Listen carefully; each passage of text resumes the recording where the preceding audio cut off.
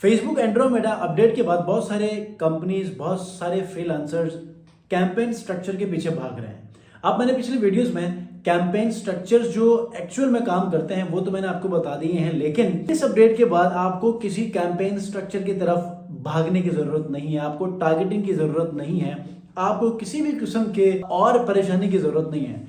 अगर आप एक न्यू पर्सन है और आपको मार्केटिंग या फेसबुक के मार्केटिंग का जो ओवरऑल एक मैकेनिज्म है वो अगर आपको समझ आ रहा है तो यकीनन ये मार्केटिंग आपके लिए कुछ भी नहीं है। आप इजीली अपने उस प्रोडक्ट के लिए, अपने ई कॉमर्स ब्रांड के लिए या अपने बिजनेस के लिए सेल्स या लीड्स कलेक्ट कर सकते हैं। इस वीडियो में आपको यही कुछ अपडेट्स अपने कैंपेन्स के ऊपर ऑब्जर्वेशंस के बाद बिल्कुल ही ट्रांसपेरेंटली आपसे शेयर करने वाला हूं। इस वीडियो को आपने कंप्लीट देखना है। अगर आप एंड्रोमेडा के अपडेट के ऊपर कंफ्यूज हैं या परेशान हैं कि पता नहीं अब इसके बाद हमारे सेल्स आएंगे कि भी नहीं आएंगे, बहुत आसान है या बहुत मुश्किल है, तो जो भी आपका माइंडसेट है वो मैं इस वीडियो में क्लियर करने वाला हूं। अस्सलाम वालेकुम व्यूअर्स, मैं हूं सलीम रजा हैकल। आप तमाम व्यूअर्स को डिजिटल हैकल यूट्यूब चैनल के ऊपर वेलकम करता हूं। छोड़ दें आप अपने तमाम के तमाम जो फेसबुक एड्स के ऊपर टारगेटिंग करते थे, आप अपने प्लेसमेंट के ऊपर चलते थे, आप एक सीबीओ एबीओ कैंपेन्स के ऊपर आप अपने स्ट्रेटजीज को प्लान आउट करते थे, तो अब ये चीज नहीं करें।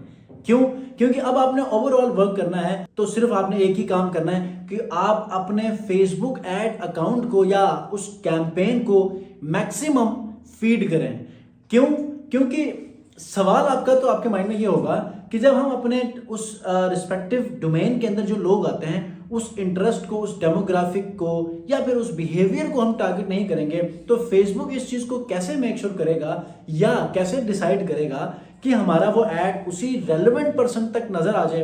तो फेसबुक ने यही कुछ अब करके दिखाया है। क्यों? एक दौर होता था कि जब हम टारगेटिंग के ऊपर सबसे ज्यादा फोकस करते थे और फेसबुक उसी के तहत आपका ऐड दिखाता था एंड यूजर को। उसके बाद फेसबुक ने ये कहा कि अब आप लोगों ने क्या करना है, एआई बेस्ड जो टारगेटिंग है उसको करें। क्यों? अब एक ऐसा टाइम आया है इस दौरान में जब मैं ये वीडियो बना रहा हूं तो आप 100% एआई के ऊपर रिलाई कर लें। क्यों? क्योंकि इससे पहले फेसबुक ये कहता था कि यार एआई भी यूज करेंगे तो उसको अपने टेस्टिंग में या फिर अपने डाटा को इवैल्यूएट करके उसको ऑप्टिमाइज करने में मदद मिलती थी। अब 100% वो अपने तमाम के तमाम टारगेटिंग को इसी की मदद से ही कर रहा है। ठीक है, तो अब करना क्या आप लोगों ने? आपने क्या करना है, आपकी जो भी प्रोडक्ट है, जो भी सर्विस है, उसको अपने एड लेवल के ऊपर आकर ऑप्टिमाइजेशन करनी है। छोड़ दें एड सेट के ऊपर क्या करना है, छोड़ दें कैंपेन लेवल के ऊपर क्या करना है। एड सेट के ऊपर सिर्फ आपने ये करना है कि आपके जो टारगेट लोकेशन है वो क्या होनी चाहिए, आपका जो कम्युनिकेशन मीडियम है वो क्या होना चाहिए, और उसके बाद खत्म। जो एक्चुअल काम करना है वो आपने एड के ऊपर करना है। अब एड के ऊपर आपने मैक्सिमम आपने अपने एड के लिए ना फेसबुक को बताना है कि मेरी ये वीडियो किस हवाले से है, आपका पर्सपेक्टिव क्या है, और इसी के अंदर ही आप बहुत अच्छे रिजल्ट्स गेन कर सकेंगे। क्यों? क्योंकि जब एआई को आप अपने प्रोडक्ट के बारे में बताएंगे ना तो आपको बहुत सारी चीजें आपको समझ आने वाली हैं और फेसबुक का सिस्टम भी उसको समझ जाएगा। मिसाल के तौर पे प्राइमरी टेक्स्ट, हेडलाइन या फिर आप लोग डिस्क्रिप्शन का इस्तेमाल करते हैं, तो यहां पर आप अपने प्राइमरी टेक्स्ट के अंदर जो जो डिटेल्स आप जितना ज्यादा मैक्सिमम ऐड करना चाहते हैं वो कर लें, जो 100% आपके बिजनेस, आपकी ऑफरिंग, आपके डिस्काउंट्स या फिर आपके कॉल टू एक्शन के ऊपर वो चीजें बेस करती हूं।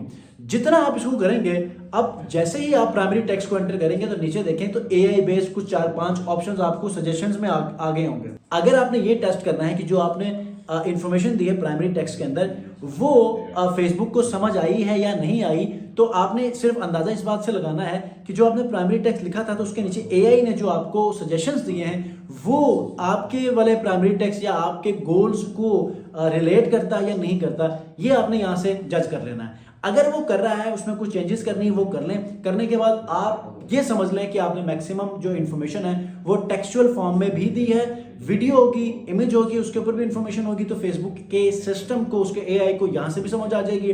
तो फेसबुक को ज्यादा आसानी होगी कि टारगेटेड ऑडियंस को आपका ये ऐड दिखाए।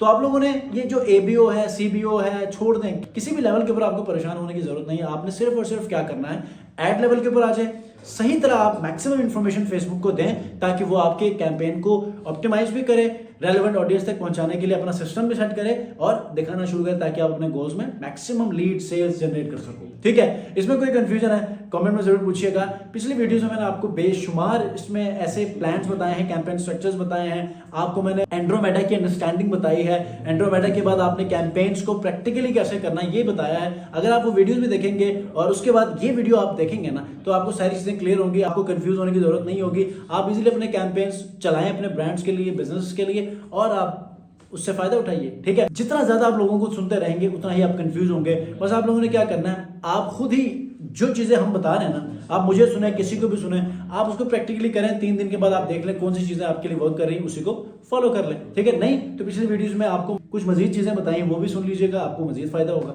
ठीक है, नेक्स्ट वीडियो मिलते हैं, अपना बहुत ख्याल रखिए, अल्लाह हाफिज।